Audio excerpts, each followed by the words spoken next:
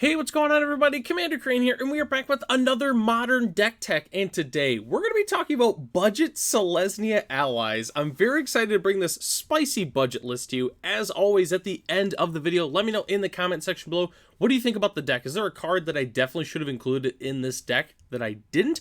Or do you have suggestions for upcoming videos? Just let me know in the comment section. So, alright, Selesnya allies. So, a little bit of backstory with this too. So, I've been trying to upload this deck for quite some time. I keep like thinking I have the right list, and then I don't, and then I change it, and then I'm like, maybe I shouldn't post it. And I've been going back and forth on this for a long time. I thought about trying to play in Pioneer, but there's just not enough allies in Pioneer. And there's some really good ones that are in Modern, actually, honestly, that are pretty darn solid. So, and the last thing I want to include too with allies is very interesting for me as like a Magic player, because my first match ever at Friday Night Magic was actually against a Boros allies list in Modern. It was so long ago, I remember who the player was, and it was just like, I don't know, I just wanted to include that just because it's like allies. I remember seeing allies for the first time, like, what is even going on? Because there's all these triggers and there's all this different, shenanigans going on, so I wanted to include it. So, alright, let's go ahead and hop into it here. So, I already know what you're thinking when you see this first slide. What?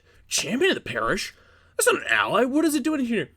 The reason it's in here is because essentially Allies does not have a lot of good one-drops.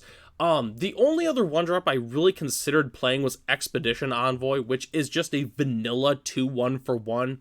I decided, you want to know what?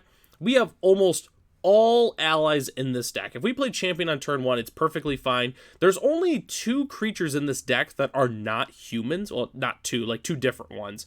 So I thought, you know what? We'll play Champion of the Parish. Whenever we play, for instance, like Hada Freeblade or Kazanu Blademaster after, whatever, they're all humans, it'll trigger Champion of the Parish. So that's why I decided to just play Champion, because Champion also just gets really, really out of hand. I really do like it in the deck. Although, it is strictly worse, though, than Hada Freeblade. Hada Freeblade, I would say, is probably the best card in this deck. Whenever it or another ally enters the battlefield under your control, you may put a post-and-post-one counter on Hada Freeblade. It's really weird how the old allies, like, they're triggered by themselves, which is weird that it's just like, when it itself enters, put a 1/1 counter on it, which I don't know. That just seems kind of weird. Why not make it a 1/2 and just say whenever another ally, I don't know. I don't make the rules here. I'm just saying what it does. And Hada Freeblade is probably the best card in the deck.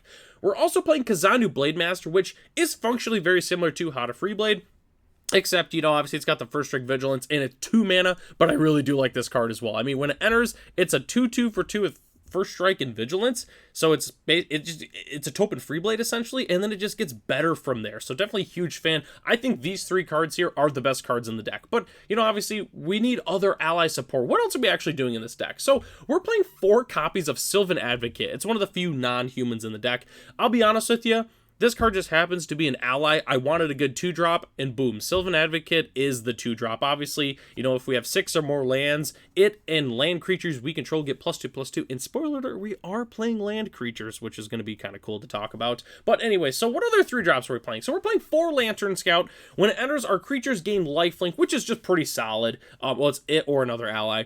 And then I really like this card, Kabira Evangel. 2/3 for 3. Whenever it or another ally enters the battlefield under your control, you may choose a color. If you do, allies you control gain protection from the color from the chosen color until end of turn. RIP Champion of the Parish, I guess. But this card is still really, really good. Obviously, for instance, we're playing Collected Company. So we collected Company, and then boom, we, put in a couple allies. Oh, you're playing a red-black deck? All right, our creatures are going to gain protection from red and black. Boom, we just get in for a bunch of damage, or we just have a huge blowout on combat. This card, I really do like it. Just being able to get protection from a color by playing an ally. I mean, we're already playing allies anyway, so I really do like Kabir Evangel in this deck. So, alright, what else are we actually doing with this deck? So, we're also playing 2 copies of Veteran War Leader, which obviously we saw the thumbnail there. We knew what was going on. I really do like this card. It's 3 mana, its power and toughness is equal to the number of creatures we control, and then we can tap another untapped ally we control to give it either first strike, vigilance, or trample until end of turn. So it's,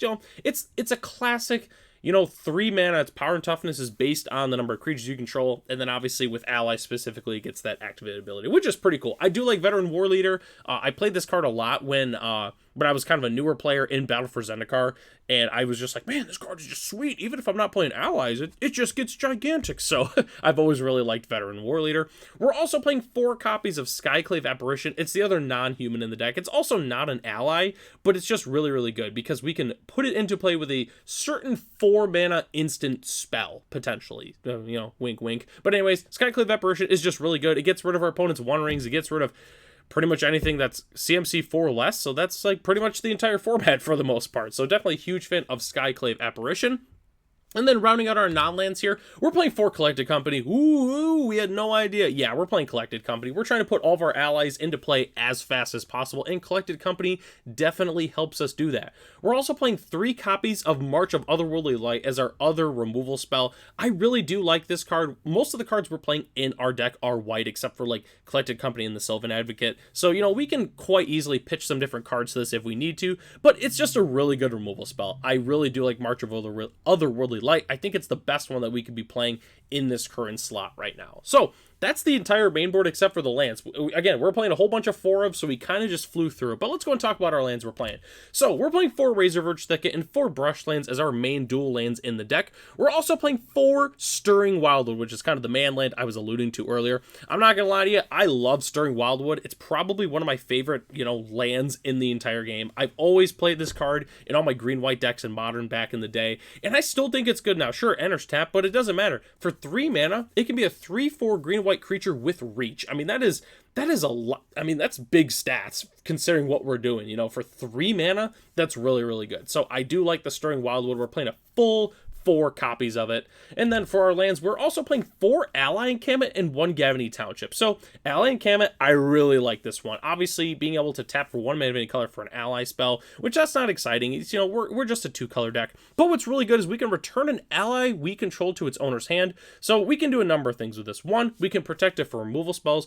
But 2, the main reason we want to do it is so, for instance, like Kabir Evangel, when it enters is when we get the protection. If we want to essentially take advantage of that ability and just return an ally to our hand and replay it the next turn or whatever, it's really, really good. So that's why we're playing the 4 ally encampments. Gavany Township is just really good. Late game, if we have all this extra mana laying around, obviously we've got the ally encampment, we have the Stirring Wildwood, and we also have the Gavany Township, which Gavany Township gets out of hand really, really fast. Just being able to put a 1/1 counter on every creature we control is really, really good. So definitely a huge fan of the Gavany Township. And then rounding out our lands, we're playing 4 plains and 2 forests, because again, we're mostly a white deck, but we obviously have some green spells we need to cast. And as our spicy basic land of the day, I wanted to include some original Zendikar full arts, just because most of the most of the allies that we featured are from the original Zendikar block, so I wanted to feature these ones.